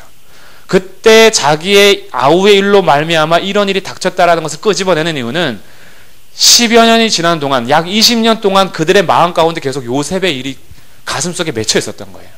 그래서 이것 때문에 드디어 우리가 벌 받는구나 라고 생각을 하는 것입니다. 그래서 얘기하잖아요. 그가 우리에게 애걸할 때에 그 마음의 괴로움을 보고도 듣지 아니하였으므로 이 괴로움이 우리에게 임하였다. 구덩이 속에서 그렇게 애걸하고 있는데 자기들은 옆에서 밥 먹었어요. 듣지 않았습니다. 우리가 그대로 당하는구나 라고 자신들의 죄악을 지금 생각하는 것입니다. 그래서 그 죄악이 생각나고 있을 때 요셉은 그들을 보내고 대표로 한 명 24절 중반에 시므온만 눈앞에서 결박하고 나머지는 보냅니다. 그래서 가나안 땅으로 돌아와요. 돌아오고 나서 37절 다시 가야 하는데 이제 다 곡식이 떨어져서 르우벤이 얘기합니다. 그의 아버지에게 말하여 이르되 내가 그를 아버지께로 데려오지 아니하거든 내 두 아들을 죽이소서 그들을 내 손에 맡기소서 내가 그를 아버지께로 데리고 돌아오리이다. 다시 올 때는 동생 베냐민을 꼭 데리고 가야지만 얼굴을 볼 수 있어요. 그렇지 않으면 정탐꾼입니다. 그래서 아버지에게 말하는데 아버지께서는 안 된다 그래요. 요셉도 이러는데 베냐민마저 잊을 수 없다 이거죠. 안 보냅니다. 그래서 르우벤이 설득합니다. 내 두 아들을 죽이라고 자기 아들을 담보로 삼아요. 그러나 르우벤의 설득력은 영향력이 없어요. 르우벤은 지금 영향력이 없다라는 것을 계속 보여줘요. 누가 영향력이 있느냐? 43장 3절에 유다가 다시 등장합니다. 이제는 유다가 아버지에게 말해요. 그리고 9절 내가 그를 위하여 담보가 되오리니 드디어 원하는 것이 나옵니다. 자기 생명을 담보로 베냐민을 보호할 것을 약속하는 거예요. 유다가 지금 자기 생명을 걸면서 가는 것은 그때 아우의 일로 말미암아 상한 심령을 이제는 자기 목숨 내놓고 화해하고 회개하는 장면으로 조금씩 문이 열리고 있는 것입니다. 그래서 이스라엘이 얘기하는데 그동안 자기 손으로 꽉 쥐고 있었던 베냐민을 하나님께서는 놓게 하십니다. 12아들은 다 하나님께서 12지파를 형성해야 될 기초라는 것을 말씀하셔야 되는데 직접적으로 말하는 것이 아니라 숨어있는 하나님의 부르심 가운데 야곱이 보낼 수밖에 없게끔 만드세요. 그래서 베냐민마저도 내 손에 있는 것이 아니라 하나님의 주권에 있다는 것을 고백하게 하십니다. 13절 내 아우도 데리고 떠나 다시 그 사람에게로 가라. 전능하신 하나님께서 그 사람 앞에서 너에게 은혜를 베푸사. 이제 하나님의 손에 맡기는 것이죠. 이것이 진정한 우리의 삶의 신앙 고백이 되어야 합니다. 우리들의 자녀들이요, 하나님의 손에 맡기십시오. 그것을 해야 됩니다. 내가 내 손에 꽉 쥐고 있으면 하나님께서 그것을 이렇게 놓게 하실 때까지 직접적으로 말씀하지 않으셔도 숨어있는 하나님의 역사가 흘러가게 돼요. 왜냐하면 내가 부모로서 아이들을 쥐고 있는 것보다 하나님께서 친히 부모가 되셔서 아이들을 쥐는 것이 훨씬 더 형통하기 때문입니다. 근데 자꾸 우리들은 내 생각으로 쥐려고 하거든요. 놓으셔야 합니다. 우리들은 청직이에요. 하나님께서 나에게 아이들을 맡겨주신 것은 하나님 앞에 바르게 세우는 청직의 역할을 하는 것이지 내가 그 아이들의 주인이 아닙니다. 우리 아이들의 주인은 하나님이십니다. 하나님께 올려드리고 내 아이들이 하나님을 알게끔 그 역할은 계속해야 돼요. 내 아이들의 주인이 진짜 하나님이심을, 내 아이들의 진정한 부모는 내가 아니라 우리 가운데 역사하시는 하나님이심을 알도록 믿음의 유산을 계속 물려주는 이유가 필요합니다. 내가 죽은 이후에도 내 아이들은 하나님이 내 참 주인임을 알도록 그 역할을 부모가 감당하는 거예요. 그래서 내 아이들의 주인이 하나님이심을 계속 교육하고 믿음의 유산을 물려줘야지 내가 내 방법대로 꽉 쥐고 있어서 엄마가 어렸을 때는 공부를 못해서 이 지경이 됐어. 그래서 네 아빠를 만났어. 그러니 너는 공부를 열심히 해야 돼. 그래서 막 공부를 강조하고 내 기준과 내 생각으로 막 강요하는 것들. 그러니 아이들을 자꾸 망치는 거예요. 그 가운데 하나님은 없고 세속적인 교육만 자꾸 들어가잖아요. 엄마는 이런 걸 원했으나 환경이 받쳐주지 않았어. 나는 환경 다 열어줄게. 너 하고 싶은 거 마음대로 해 하면서 하나님은 없어요. 교육 방침에 대해서 하나님이 우리의 주인이시고 하나님이 진정한 아버지 되심에 대해서 교육이 되지 않고 내가 내 관점으로 아이들을 교육하고 다스리니까 아이들이 진짜 하나님을 알지 못하고 자기의 인생 가운데 주인이 하나님이심을 모르기 때문에 참 인생을 살지 못하는 거예요. 그 손을 놔야 합니다. 그 야곱에게 그 작업하시는 거예요. 베냐민도 내 백성이다 이거예요. 너가 손으로 쥐고 있다고 해서 잃거나 얻는 것이 아니다. 전능한 하나님께 이제 맡기게 하죠. 그래서 유다가 목숨을 담보로 베냐민을 데리고 갑니다. 요셉이 베냐민을 알아보죠. 그래서 이 베냐민에 대해서 형들의 마음이 어떤가라는 것을 테스트하는 것이 44장의 은잔 사건입니다. 그들을 다시 돌려보내되 베냐민 자루에다가 몰래 은잔을 얻었어요. 그리고 얘기하는 것이 발견된 그만 종이 될 것을 얘기합니다. 44장 9절 당신의 종들 중 누구에게서 발견되는지 그는 죽을 것이요 우리는 내 주의 종들이 되리이다 라고 얘기합니다. 그래서 얘기하는 12절 중반에 그 잔이 베냐민의 자루에서 발견됐어요. 13절 그들이 옷을 찢고 다 같이 성으로 갑니다. 그리고 14절 유다와 그의 형제들, 유다가 또 앞서죠. 요셉의 집에 이르니 요셉이 아직 그곳에 있습니다. 그리고 요셉이 말합니다. 내가 나 같은 사람은 점 잘 치는 줄 알지 못하느냐. 이 은잔이라는 것이 점치는 도구로 사용이 됐거든요. 그래서 16절 유다가 말하되 우리가 내주께 무슨 말을 하오리까. 변명이 소용없죠. 무슨 설명을 하오리까. 우리가 어떻게 우리의 정직함을 나타내리까. 사실 정말 유다나 베냐민에서 훔친 게 아니라 요셉의 계략이잖아요. 자신들은 정직했으나 이런 일이 일어난 거예요. 근데 설명할 길은 없어요. 눈앞에서 발견됐거든요. 근데 보세요. 16절 놀라운 고백을 합니다. 이 일을 어디로 끌고 가죠? 하나님이 종들의 죄악을 찾아내셨으니 여기서 이제 하나님과의 접촉점이 되는 거예요.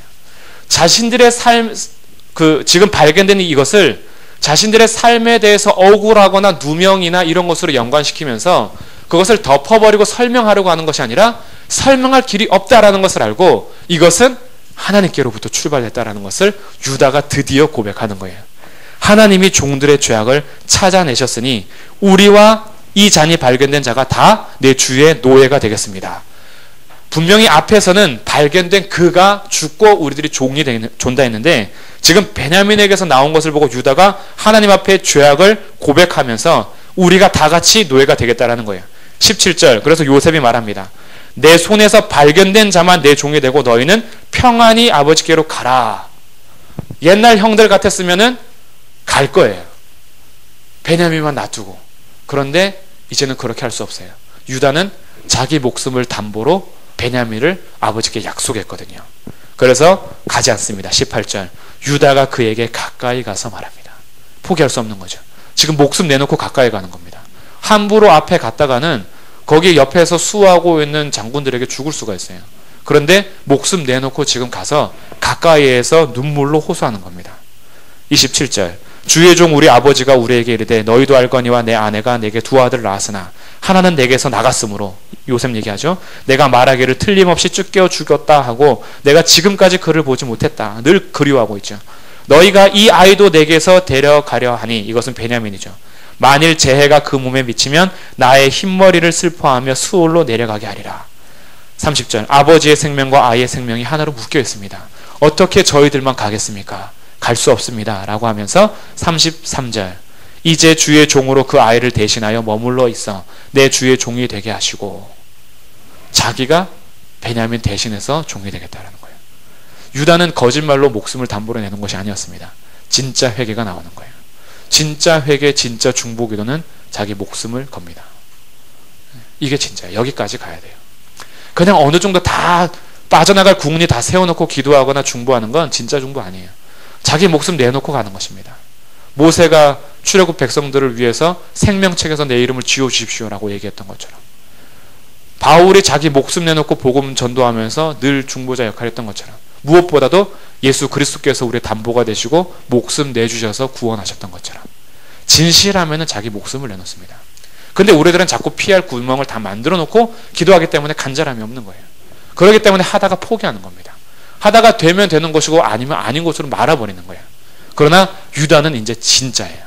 자기 목숨 내놓고 담보로 맡겼으며 베냐민 대신해서 자기가 종이 되겠다 한 거죠. 그제서야 요셉이 45장에 시종하는 자들 앞에서 그 정을 억제하지 못하고 형들과의 화해와 회개가 확인되자 눈물을 흘리면서 형들에게 자기를 얘기합니다. 3절. 요셉이 그 형들에게 이르되 나는 요셉이라 내 아버지께서 아직 살아계시니까. 형들이 놀라서 아무 말도 못하죠.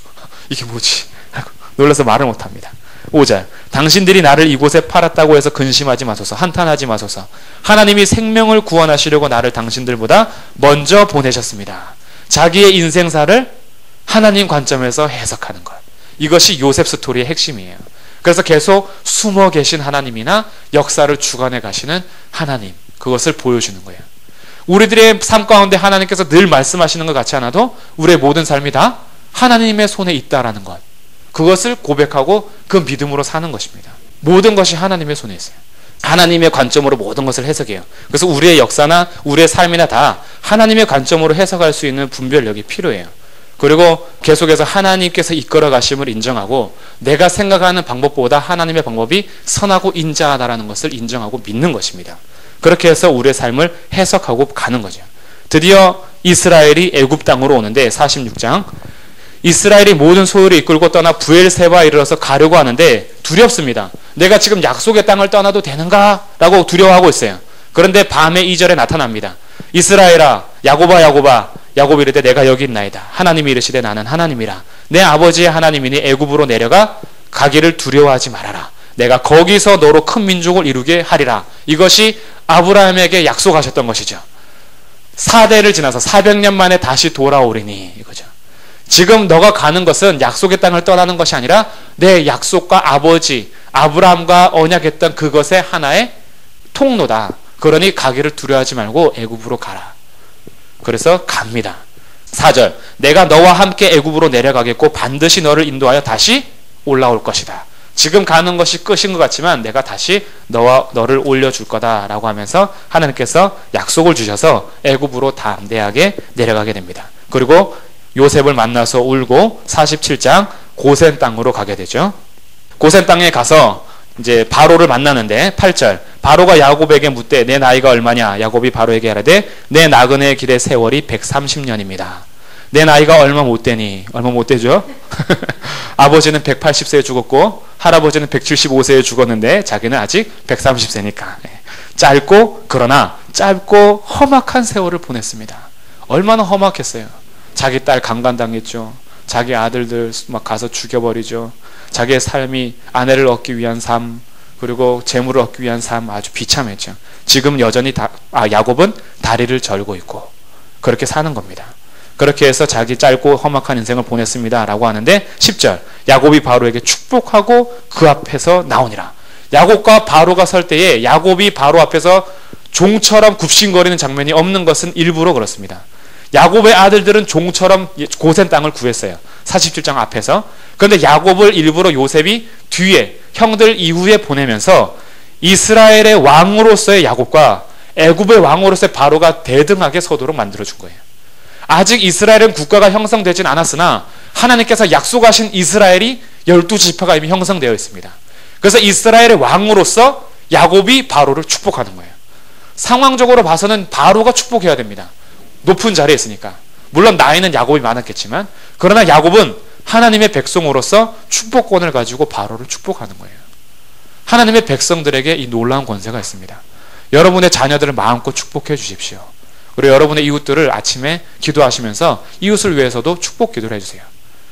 결혼하기 전에 있는 우리 수진자매는 미래의 남편을 위해서도 저 결혼하기 전에 그 기도 항상 했거든요. 주님, 제 아내가 누가 될지는 모르지만 오늘 하루 제 아내가 될 사람이 주님을 더 가깝게 알게 하시고 오늘도 행복하게 보내게 해주십시오. 얼마나 좋겠어요. 그 아내가 지금 제 아내 아닙니까? 예. 그렇게 해서 우리들은 이웃을 위해서 축복하고 가정을 위해서 축복하고 그렇게 계속 하나님의 이름으로 예수 그리스도의 이름으로 나가는 겁니다. 48장이 중요한 장면이 5절입니다. 야곱이 에브라임과 므낫세를 축복하는데 에브라임과 므낫세는 요셉의 아들들이죠. 그런데 야곱이 요셉의 아들들을 요셉의 아들이라 하지 않고 내 아들로 그들의 지위를 올립니다. 5절 내가 애굽으로 와서 내게 이르기 전에 애굽에서 내가 낳은 두 아들 에브라임과 므낫세는 내 것이라. 이게 너무나 중요한 메시지예요. 에브라임과 므낫세를 내 것이라고 위치를 올리면서 르우벤과 시므온처럼 내 것이 될 것이다. 왜냐하면 12지파를 이룰 때 이제 그 근본을 이룰 때 하나님께서는 요셉의 장자권 두 몫을 주되 에브라임과 므낫세를 세우면서 나중에 이스라엘 12지파가 형성될 때에 지금 르우벤과 시므온 레위 입장에서는 에브라임과 므낫세가 조카예요. 그 족보상으로 지파가 동등된 자격이 없습니다. 그래서 지금 12지파를 이루는 출애굽 백성들에게 이 에브라임과 므낫세가 야곱의 것으로 소속됐다라는 것은 동등한 지위를 나타내주는 근본이 되는 거예요. 그렇기 때문에 르우벤과 시므온처럼 에브라임과 므낫세는 요셉의 아들로서가 아니라 야곱의 것으로 지위가 상승되는 것입니다. 그래서 12개의 지파가 다 동등된 지위를 갖게 만들어주는 장면이 이 야곱이 에브라임과 므낫세를 축복하는 장면이에요. 그래서 이 에브라임과 므낫세가 손자로서가 아니라 야곱의 것으로 신분이 상승돼서 12지파를 다시 이루고 있습니다. 49장 야곱이 12아들을 축복하는데 3절에서 르우벤, 8절 유다야 너는 내 형제의 찬송이 될지라. 유다라는 이름이 찬송이란 뜻입니다. 9절 유다는 사자 새끼로다. 이것이 메시아를 얘기하는 거예요. 젊음을 상징하는 젊음 사자라는 거예요. 그 용맹하고 동물의 왕으로서의 메시아를 얘기해주고 10절 규가 유다를 떠나지 아니하며 통치자의 지팡이가 그 발 사이에서 떠나지 아니하기를 실로가 오시기까지 하라. 이것도 메시아 족보를 얘기하는 겁니다. 영원히 다스리실 왕이 유다에게서 나오겠다 이거죠. 그래서 유다 이 축복이 유다 족속을 통해서 다윗의 후손 예수 그리스도께까지 나가는 유다 지파의 축복입니다. 그리고 또 긴 축복이 22절부터 시작되는 요셉 축복이에요. 요셉을 축복하면서 무성한 가지 곧 샘 곁에 무성한 가지라. 그 가지가 담을 넘었도다. 하나님께서 부으시는 복이 요셉에게는 2배가 되면서 므낫세와 에브라임 지파가 2지파를 형성하게 되죠.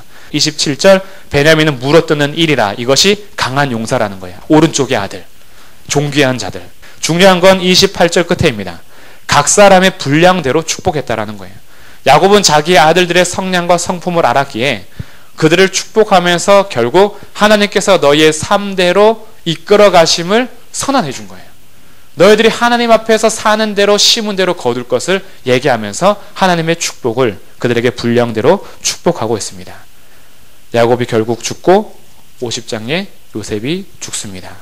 야곱이 죽을 때 묻혔던 굴 30절 이 굴은 가나안 땅 마므레아 막벨라 밭에 있는 것이라. 아브라함이 햇사람 에브론에게서 밭과 함께 사서 그의 매장지를 삼았으므로 아브라함과 그의 아내 사라가 거기 장사되었고 이삭과 그의 아내 리브가도 거기 장사되었으며 나도 레아를 그곳에 장사했다라고 하면서 결국 하나님의 언약의 땅에 이 백성들 조상들이 묻힘으로 하나님께서 반드시 줄 가나안 땅 애굽으로 가지만 결국 돌아오게 할 하나님의 약속을 붙잡고 자기를 매장지로 부탁하는 것이 마지막